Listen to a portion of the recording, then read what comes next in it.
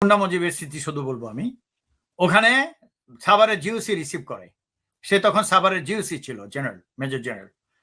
সে মোদির সাথে হ্যান্ডশেক করে মিডিয়াতে বলছে, আমার জীবনের অত্যন্ত এই ধরনের একটা কথা, অত্যন্ত বড় পাওয়া, স্মরণীয় যে আমি তার সাথে হাত মিলিয়েছি।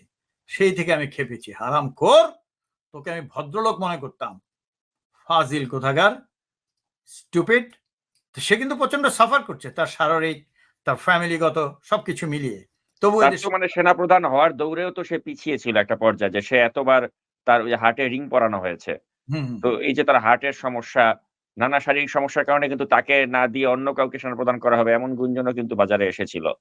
তারপরেও এত শারীরিক অসুস্থতা নিয়েই কিন্তু তাকে সেনাপ্রধান করা হলো। আপনারা, আমি জনগণকে বলবো, আপনারা ভুল বুঝবেন না, সেনাপ্রধান প্রধান নিয়ে ব্যস্ত হয়েন না।